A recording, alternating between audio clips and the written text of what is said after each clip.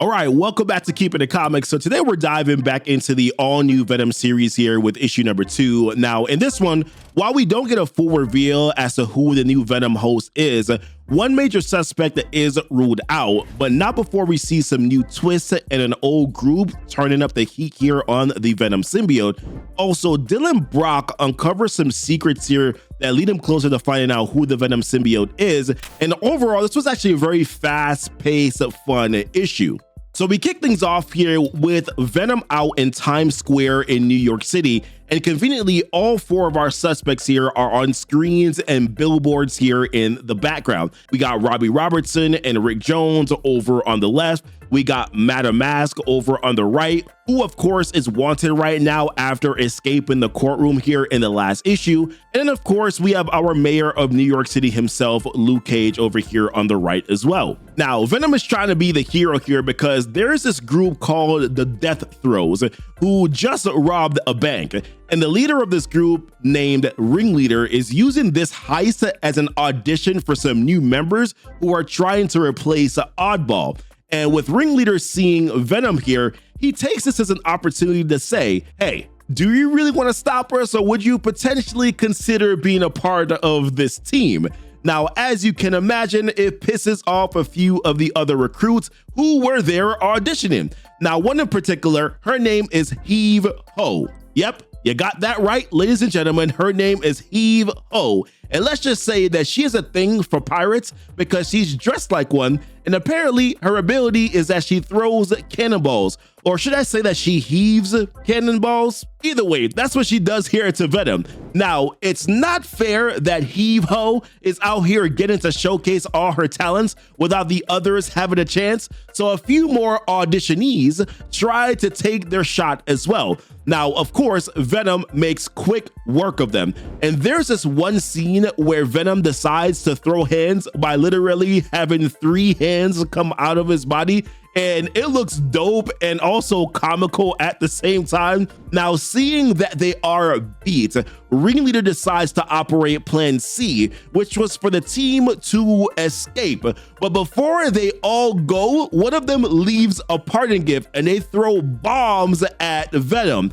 Now, the catch here is that all but one are duds. So now Venom has to try to figure out which bomb is actually real. And this gives us a quick insight here into the kind of person, or at least the type of mind, that is currently bonded with Venom.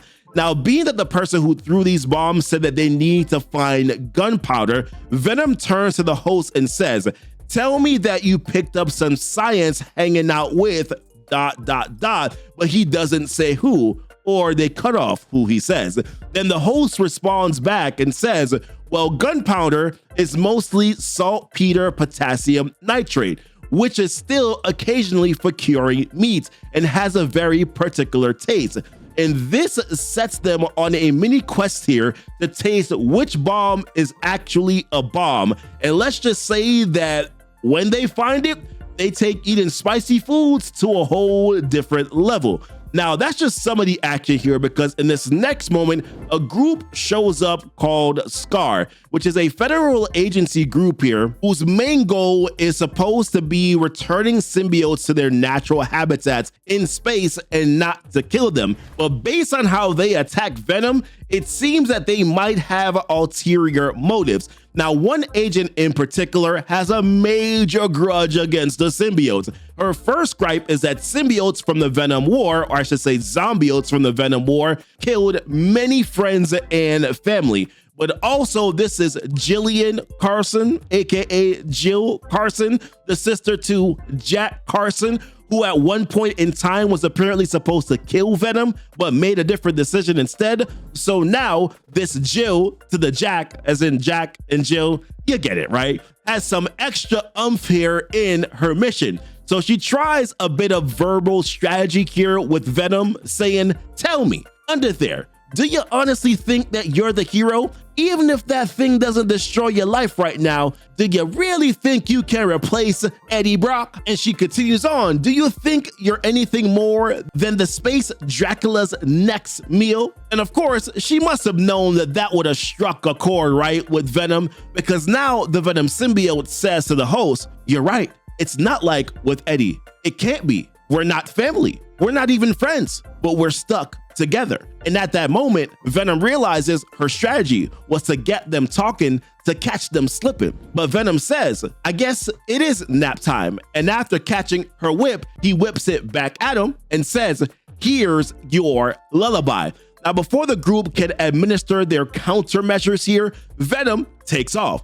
And as he goes, I shouldn't say he because we don't necessarily know who exactly is with the Venom symbiote right now. But Venom says, sorry folks, we're late for a meeting, which makes one of them wonder, a meeting? What meeting are they talking about? Now, conveniently, we jump over to the Daily Bugle, where three of our suspects, Robbie Robertson, Luke Cage, and Rick Jones, are coming together to meet and discuss who might have the Venom symbiote. So Rick mentions how Venom was just now in action in Times Square, and once again, none of the three can verify each other's whereabouts. But as Luke Cage points out, he's like, we shouldn't be talking about it being one of us, because let's not forget that Madame Mask is also a suspect. And if she is Venom, we're going to regret wasting time on each other. So Rick Jones asks if that's the reason why Luke had called in Scar to go after Venom. So Luke Cage explains that the group is federal, but when the paperwork landed on his desk, he didn't fight too hard against it. And he says the agency is supposed to work to return symbiotes to their natural habitat in space, not kill them or turn them into weapons, and how it might be the best deal that they'll ever get. So Rick points out how conveniently it might look suspicious if Luke made a fuss about that group going after them. But then Luke responds, he's like, yeah, that would be a concern if I was Venom, but I'm not Venom. And I have to think about everybody in the city who's also not Venom. So then Luke Cage turns it back on Rick Jones and says, listen, we don't know if Madame Mask is on that list, but as it pertains to you, you're a little bit too calm right now. He says breezy. So he's like, I'm starting to think that it's you. So then Rick Jones is like, listen, the reason why I'm so calm is because I know it's not me. Then Luke Cage makes some calm threats here. He's like, well, it better not be. And that goes for you too, Robbie. Understand, I'm here to clear my name off this thing. But I'm also here because if good people are making that big of a mistake, maybe I need to save them from themselves. And when I do, maybe I shouldn't be gentle. All right, Luke Cage, sweet Christmas. But listen, Robbie, keeping a cooler head here and being good at his job, says that the first thing that they got to do is prove that it isn't Whitney Frost, or to prove that maybe it is her. Either way, once that's settled, they'll know where all three of them stand.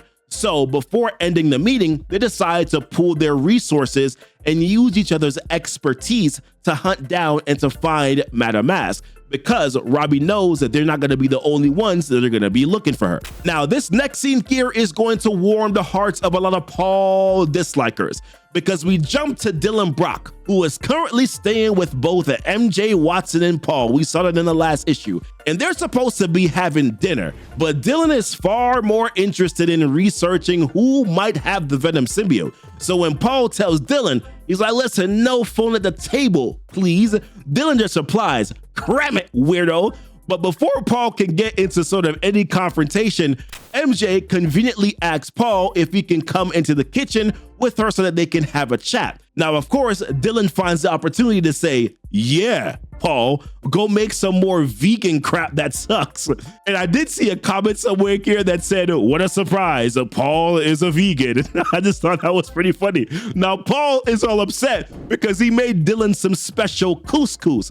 But Dylan's being, well, you know, Dylan about it, right? So MJ tries to remind Paul, she's like, listen, Dylan was once bonded to a violent alien for months. And I'll be honest with you, I don't really like how MJ is talking about our Venom symbiote still. Leave Venom alone. He's proven that he's not so violent when he doesn't need to. All right, let's move on, guys. So she goes on about how Dylan was homeless and how he had to stab his own father on live TV. And she says, I'm sorry that the traumatized child insulted your couscous. So Paul doesn't like that she's using the word trauma as a magic word that means Dylan gets to do whatever it is that he wants. So Paul mentions how they also have trauma, speaking of himself and MJ. And I could comment on the fact here that, like, Paul, you're part of the reason why there is so much damn trauma. but I'm gonna leave that one alone. You understand me? So then he says something that gives us insight here into what Paul and MJ, or Paul and MJ's situation,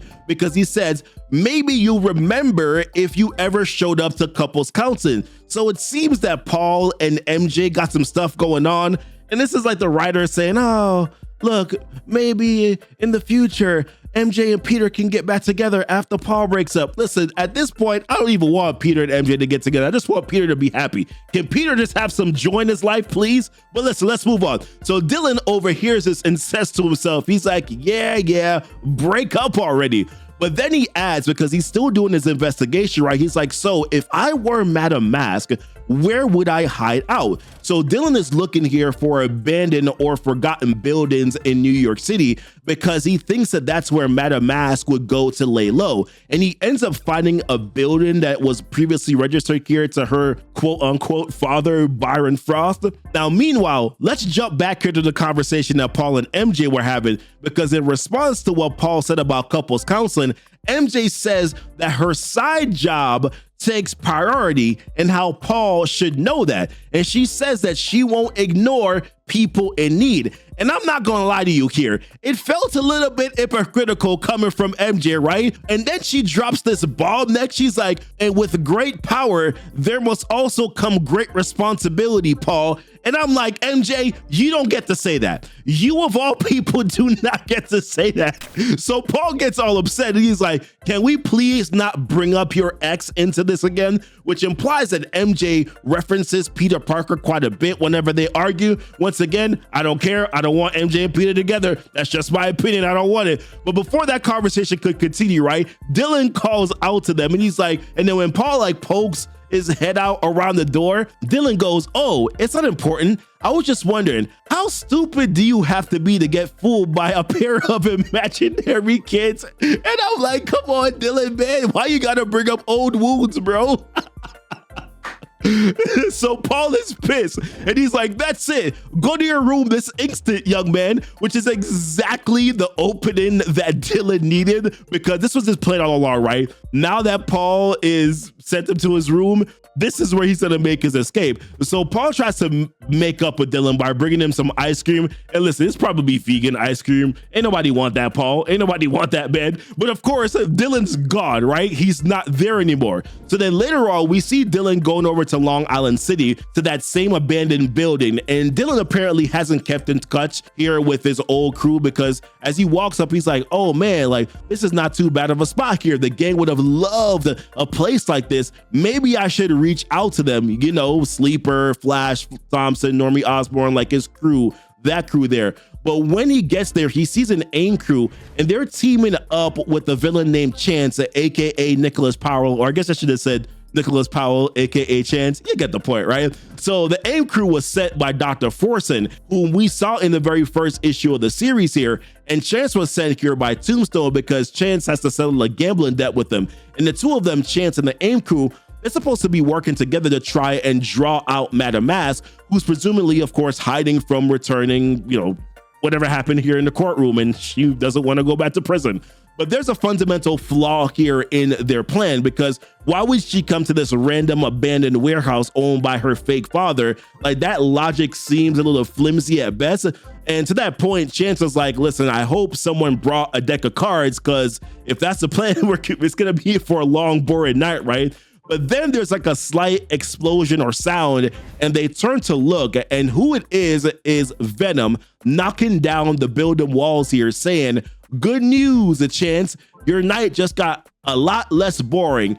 Now, initially that excites Dylan because he's peering through the window, and Chance responds back to Venom and says, well, the all-new Venom, are the rumors true? I wonder, is that Whitney Frost under the mask? Let's place our bets. And after he fires at him, Venom takes that blast straight to the face, and it goes right through his face as well. And in that moment, that is when Dylan Brock is like, oh, So it's not Luke Cage. And listen, I'll be honest with you guys, at this point, I'm starting to think that it's none of the 4 suspects, right? Like, am I the only one that's feeling this way? Because some of these clues just aren't really added up. And I know I've seen some commentary saying here that it's probably gonna be Paul, but I think that's just because we're just expecting the worst, right? That it's going to be Paul. But I definitely don't think that that's gonna be the case. But I do feel like there's a 5th suspect that none of us are seeing, and Marvel's keeping that really close here to the vest. Now, listen, what do you think here about this particular issue? It was fun. It was action-packed. You know, nothing crazy per se, but it was just a fun issue here. But at least we eliminated one of the members as being a suspect so far. I would love to hear your thoughts down below in the comments. Let me know what you do think here. Leave a like on this video here for the YouTube algorithm. Subscribe if you are new to the channel. Also, if you can do us a favor here, we recently started a new Patreon and we would love your support to help us to continue to create meaningful content here. The link is going to be down below in the description. Also, join our Discord. That link is also in the description as well. We appreciate you watching and thank you so much for kicking it with Keepin' It Comic. Bye!